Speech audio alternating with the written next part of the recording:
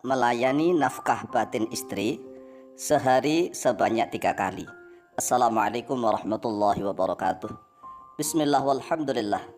Wassalatu wassalamu ala rasulillah Sayyidina wa maulana Muhammadin ibn Abdillah wa ala alihi wa sahbihi wa mawalah wa la hawla wa la quwwata illa billah, amma ba'd. Saudaraku kaum muslimin wal muslimat rahimakumullah, yang tidak lupa dan tidak bosan-bosannya senantiasa kami doakan semoga Allah Azza wa Jalla memberikan kesehatan, sehat wal afiat lahir dan batin. Semoga Allah Jalla Jalaluh memberikan rizki yang melimpah ruah, harta yang barokah, menjadikan anak-anaknya anak-anak yang soleh dan solihah, dzurriyyahnya dzurriyyah yang thayyibah, hidupnya sukses, bahagia dan selamat di dunia dan di akhirat. Amin amin Allahumma amin. Saudaraku kaum muslimin wal muslimat rahimakumullah, menanggapi tentang pernyataan kuat melayani nafkah batin istri sehari sebanyak 3 kali. Ketahuilah bahwa nafkah batin kepada istri bukanlah jima, bukan. Karena jima adalah masalah biologis, sedangkan masalah biologis merupakan kebutuhan jasmani. Jadi masalah jima ini sekali lagi adalah urusan biologis. Biologis itu bukan masalah rohani, tetapi masalah jasmani. Inilah salah satu hal yang banyak sekali disalahfahami oleh mayoritas kaum muslimin wal muslimat di Nusantara. Banyak sekali kaum muslimin di Nusantara ini yang meyakini, mempercayai, memahami bahwa nafkah batin kepada istri adalah urusan jima. Salah, sekali lagi salah. Karena jima itu bukan masalah batiniyah, tetapi masalah biologis, masalah jasmaniyah. Adapun nafkah batin kepada istri adalah nafkah rohani. Karena urusan batin adalah urusan rohani, bukan jasmani. Oleh sebab itulah nafkah batin rohani adalah pendidikan ilmu agama Islam. Ilmu agama Islam. Jadi pendidikan kepada istri kita adalah nafkah batiniyah. Nafkah batiniyah. Jika suami tidak pernah mendidik istrinya dalam urusan agama, maka kelak di akhirat akan dituntut, diminta pertanggungjawabannya. Oleh sebab itulah wahai para suami, wahai kaum muslimin di Nusantara, fahamilah, jika istri kita misalnya tidak bisa sholat, maka itu adalah kewajiban suami untuk mendidik istrinya agar bisa sholat. Seandainya istrinya tidak bisa wudhu, maka kewajiban suami untuk mendidik istrinya bisa wudhu.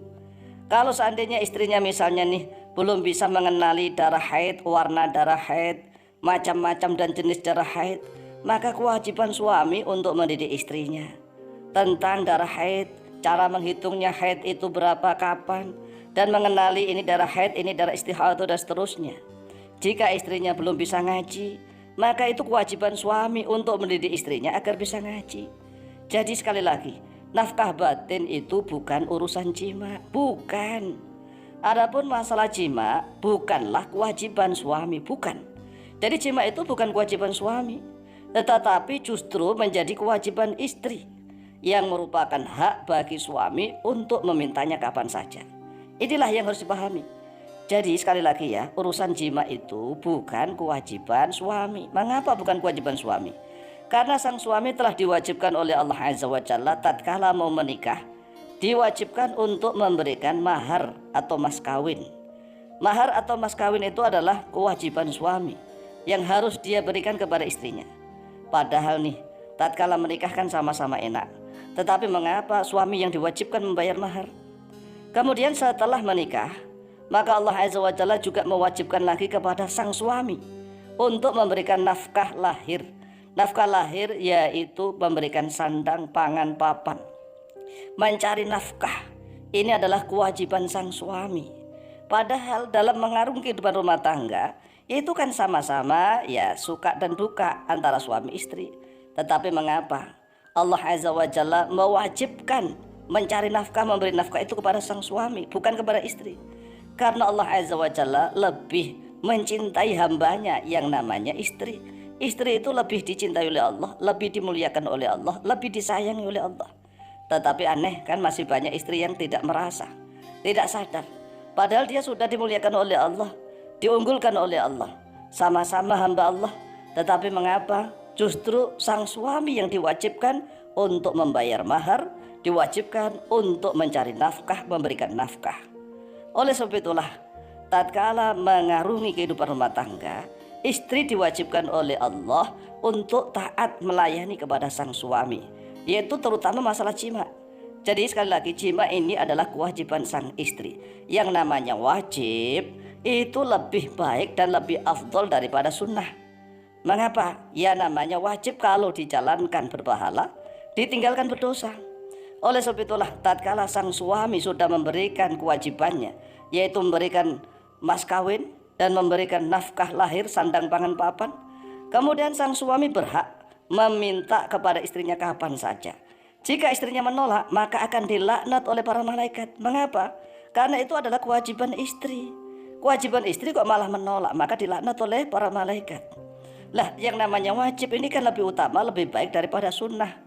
Oleh sebab itulah, bagi sang istri lebih baik melayani suami daripada sholat tahajud semalam suntuk. Sholat tahajud itu sunnah. Oleh sebab itulah, lebih baik bagi sang istri melayani suaminya daripada puasa sunnah. Puasa-puasa sunnah yang namanya sunnah tetap sunnah hukumnya. Tetapi nih, karena memang banyak yang salah faham, akhirnya banyak istri yang lebih memilih puasa sunnah, lebih memilih sholat-sholat sunnah daripada melayani sang suami. Padahal melayani sang suami itu adalah kewajiban istri yang menjadi haknya suami.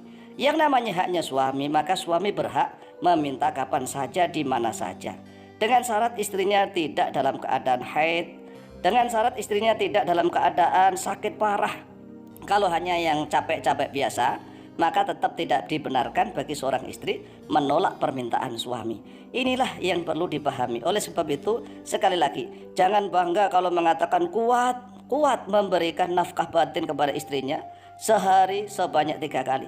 Tapi maksudnya salah. Bukan pendidikan ilmu agama, tetapi maksudnya adalah jima. Itu adalah salah. Demikianlah jawaban dan penjelasan dari kami. Semoga bisa difahami dan bermanfaat kepada kita semua. Fitini wa dinul akhirah. Lebih kurangnya mohon maaf. Wallahu ta'ala a'lamu bishawab.